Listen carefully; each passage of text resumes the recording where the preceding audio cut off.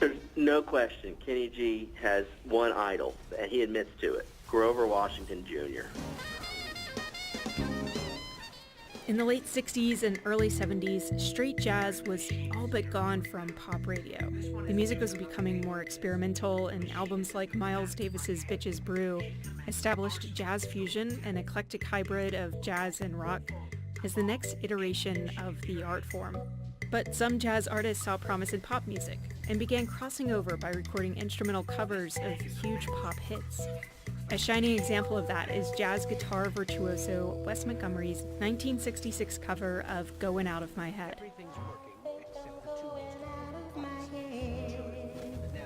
Yes, I think I'm going out of my head.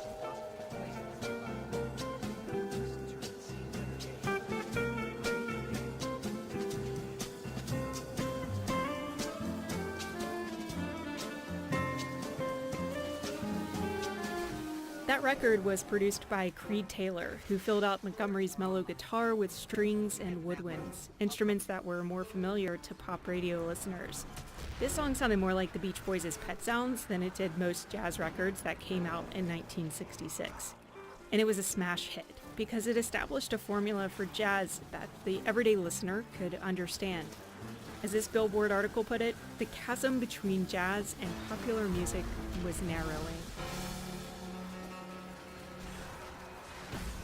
It was through Creed Taylor's label, CTI, that Grover Washington Jr. became a household name. Grover Washington defined crossover jazz in the 70s. His fourth album with Taylor was Mr. Magic. Just looking at the cover, you know you're going to listen to songs that are smooth as It really is, in the most simple sense, an R&B background of a fairly slow tempo with fairly slow harmonic change that's kind of grooving. On top of that is Grover's saxophone, playing a simple yet infectious melody.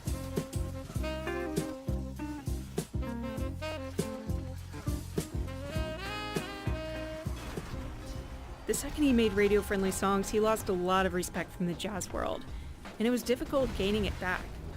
Here's a quote on the back cover of his own record that reveals this tension. Apparently a jazz critic went to one of his shows and sat scowling at the bar. By the end of the show, he said, "Cat can play."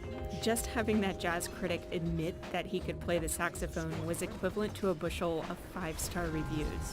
Any jazz player will give you a list of things that they don't like about it. They don't like the lack of technical virtuosity.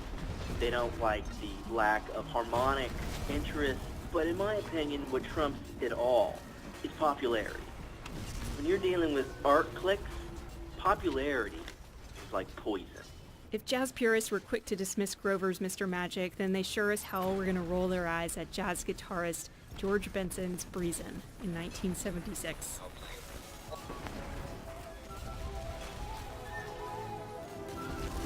It was the first jazz album to ever go platinum. The title track was originally composed by soul record producer Bobby Womack and bears a strikingly close resemblance to Goin' Out of My Head.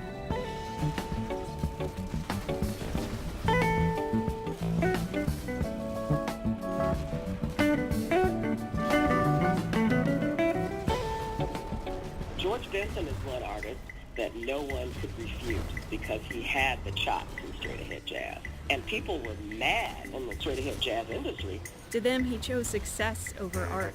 This Downbeat magazine review of George Benson's says it all. Hearing George Benson on this album is like watching Marlon Brando in a Three Stooges movie. Such is the relationship between the art and the artist. But that didn't really matter to the public.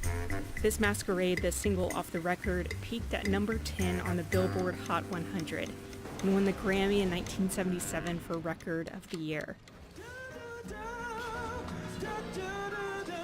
He does this scat type singing, where he's scatting and he's playing, and the fingers are following his voice.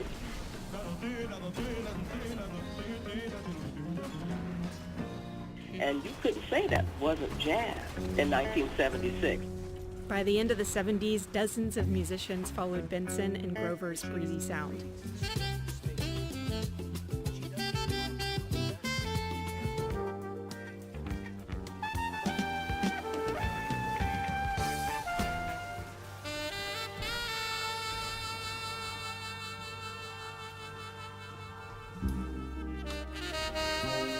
Even Taxi, one of the most popular shows to ever be on television, used a Bob James pop jazz recording as their theme song.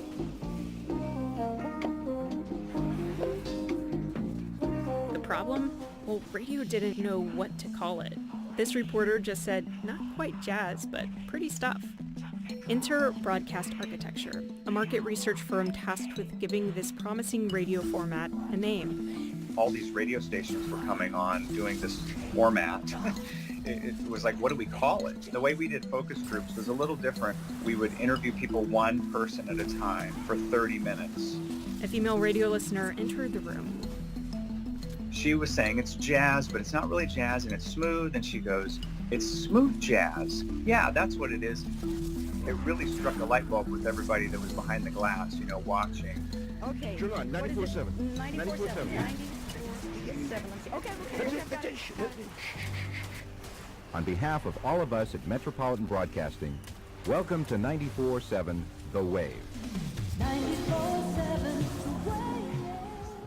What you just heard was the moment one of the first official smooth jazz stations went on the air. Within a few months, KKSF in San Francisco launched, WNUA launched, CD 101.9 in New York launched. It was a tipping point for the format, for sure. But take a look at how the Wave marketed itself. Only occasionally did they actually play what some would consider jazz music. We started testing everything from Phil Collins, even some Hall & Oates tunes, vocal tracks that would help kind of glue it all together. Smooth sounds for a rough world. And make no mistake, Kenny G was at the center of all of it. CD 101.9, it's called Silhouette, and the artist, of course, Kenny G. Kenny G. Who likes jazz? I love jazz. Kenny G can blow the storm up. Great. Ladies and gentlemen, Kenny G. Kenny G was known just as much for his hair as he was for his saxophone playing. He was the cool white boy. He was just a cool guy who played the saxophone.